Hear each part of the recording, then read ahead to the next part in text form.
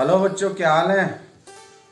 आज मैं आपको दिखाने वाला हूँ स्मृति चित्रण में किताब किताब के ऊपर प्लेट में रखा हुआ सेब। आइए शुरू करते हैं।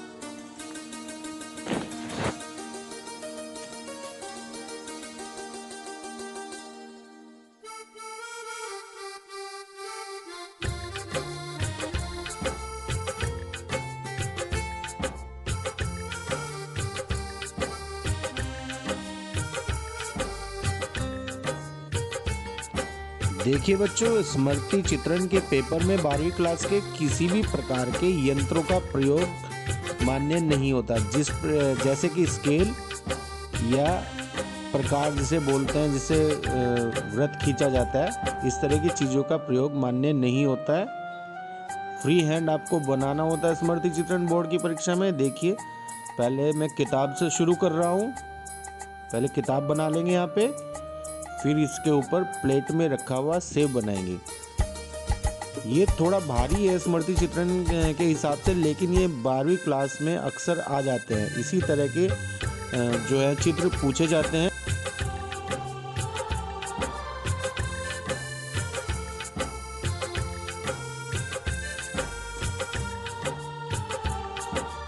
अब प्लेट बना लेंगे।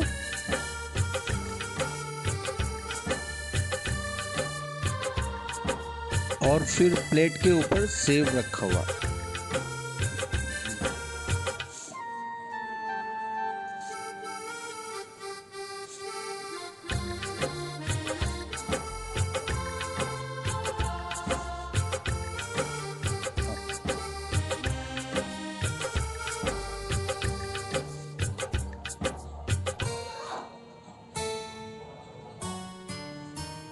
अब हमने शेडिंग स्टार्ट कर दी है इसमें। ध्यान से देखिए, स्मृति चित्रण शेड में ही बनाया जाता है। छाया प्रतिछाया का इसमें विशेष ध्यान रखा जाता है। छाया प्रकाश और प्रतिछाया।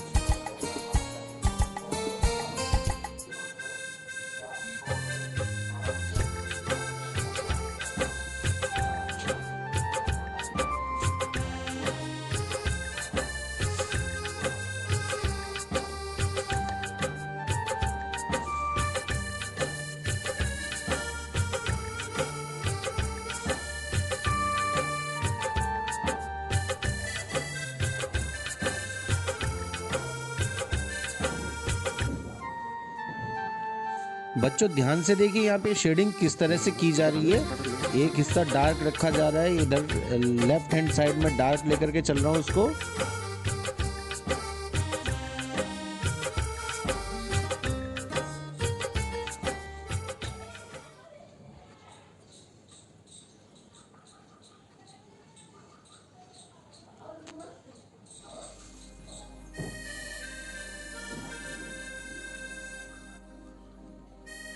ध्यान से देखिएगा शेडिंग को, किस तरह से मैं डंठल के पास शेडिंग कर रहा हूँ सेब की।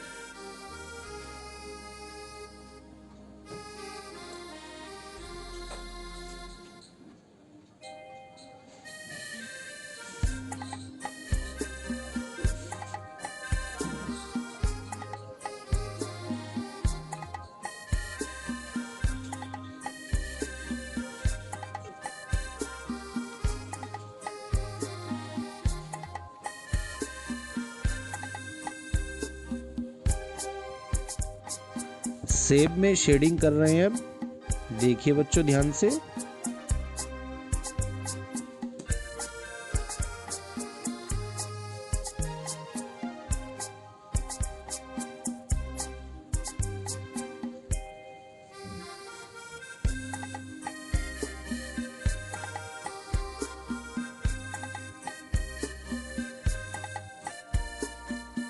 शेड करते वक्त डार्कनेस और लाइटनेस का विशेष ध्यान रखना होता है। यहाँ पे मैं 6B की पेंसिल से कर रहा हूँ। आप शेडिंग इससे ज़्यादा बड़ी पेंसिल से भी कर सकते हैं। आप 8B या 10B की पेंसिल से भी कर सकते हैं।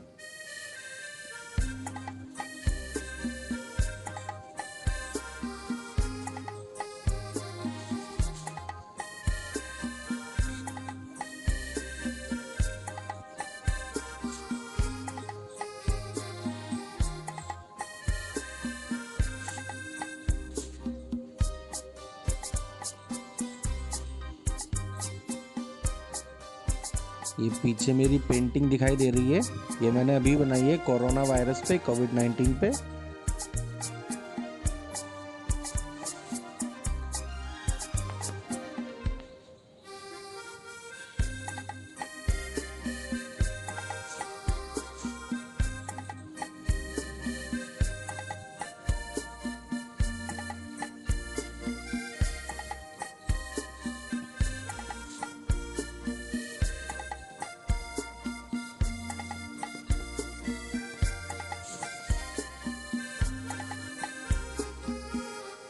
अब देखिए हमारा सेब ऑलमोस्ट तैयार है, लगभग इसकी शेडिंग पूरी हो चुकी है। थोड़ा सा फाइनल टचअप देंगे इसमें, देखते रहिए कैसे दे रहे हैं, किस प्रकार से शेडिंग कर रहे हैं इसमें।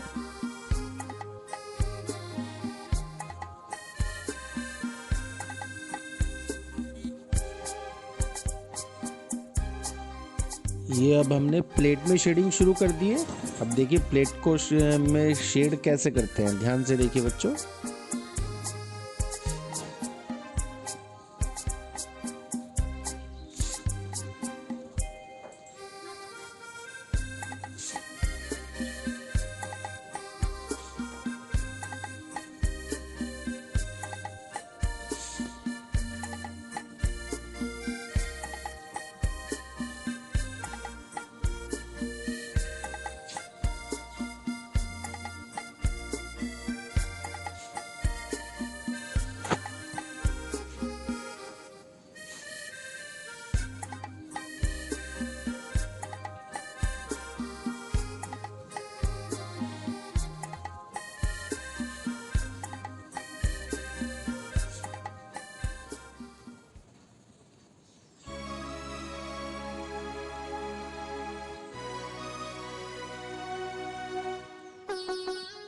अब शेड को थोड़ा सा उंगली से रब करके इसको मिक्स कर दिया। अब दूसरी साइड शेड कर रहे हैं प्लेट की, देखिए इसको।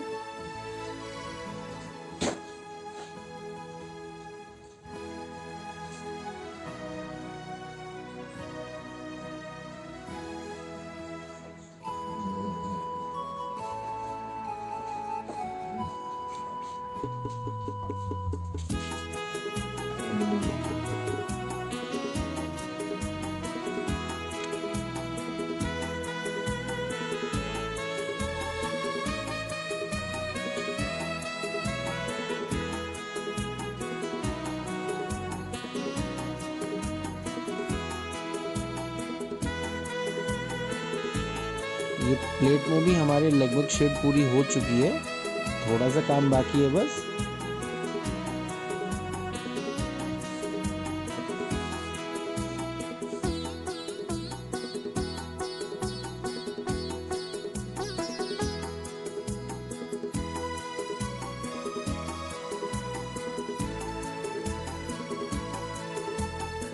इधर सेब की छाया पड़ रही है, उसको दिखा देंगे हम इसमें।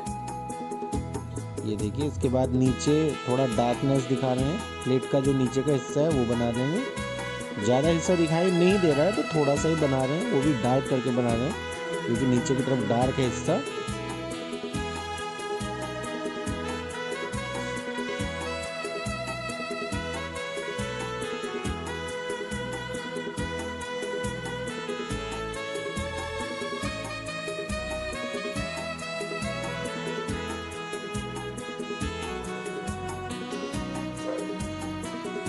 अब किताब में शुरू कर दिया मैंने शेडिंग, देखिए किस तरह से बना रहा हूँ, ध्यान से देखो बच्चों।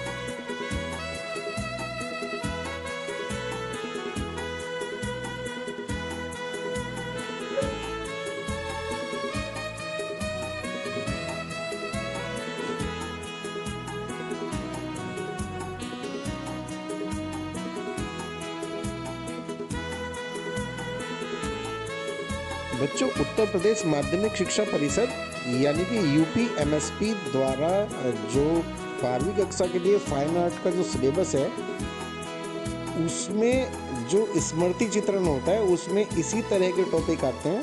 मतलब 12वीं की जो स्मृति चित्रण है वो 10वीं क्लास की तरह आसान नहीं होती। उसमें कुछ इसी तरह से आपसे प्रश्न पूछे जाते हैं जिसमें 2 या 3 चीज़ें एक साथ मिक्स होती हैं। जैसे किताब के ऊपर प्लेट में रखा हुआ सेब। तो ये इसी तरह की मैं एक कोशिश की है। ये प्रश्न कई बार बोर्ड परीक्षा में आया हुआ है पिछले सालों में, तो इसी को मैं बना करके दिखा रहा हूँ। देखिए ध्यान, ये प्रश्न स्मृति चित्रण के साथ साथ वस्तु चित्रण को भी कवर करता है। 12वीं क्लास के ड्राइंग के बोर्ड के पेपर में वस्तु चित्रण और स्मृति चित्रण दोनों ऑप्शन में आते हैं। या तो आप स्मृति चित्रण बना लीजिए, या फिर आप वस्तु चित्रण बना लीजिए, या फिर आप पुष्प चित्रण, जिसे नेचर भी कहते हैं इंग्लिश में, प्रकृति चित्रण इंग्लिश में कहते हैं, होता वो पुष्प चित्रण है, या फिर आप प्राकृतिक दृश्य चित्रण, लैंडस्केप। ये 4 चीज़ों का ऑप्शन आपके पास आता है। 30 नंबर के लिए ये 4 चीज़ें आती हैं। इन 4 में से आप कोई भी एक कर सकते हैं। तो ये जो टॉपिक मैं आज आपको बना के दिखा रहा हूँ, ये वस्तु चित्रण और स्मृति चित्रण दोनों में आता है। तो ध्यान से देखिएगा इसको।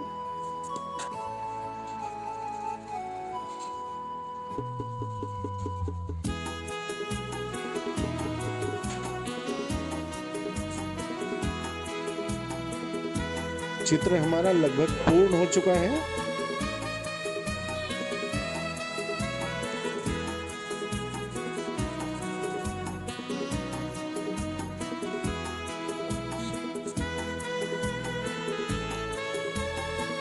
नीचे जो है छाया दिखा देंगे, प्रतीक छाया इसको बोलते हैं, जो परछाई होती है। क्योंकि हमारे दाहिनी ओर से प्रकाश आ रहा है तो बाईं ओर जो है छाया है, छाया हमने दिखाई है। अब चित्र के पीछे एक बेस लाइन खींच देंगे। बेस लाइन खींचने के बाद अब बैकग्राउंड में भी शेडिंग कर देंगे, हल्की हल्की शेडिंग करेंगे इस तरह।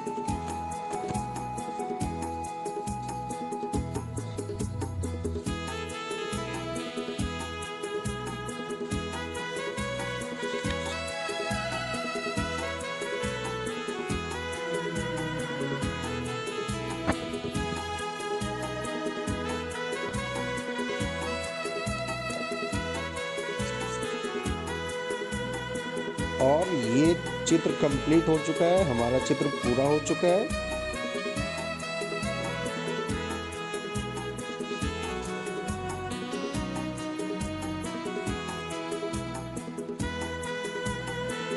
किताब के ऊपर प्लेट में रखा हुआ सेब, देख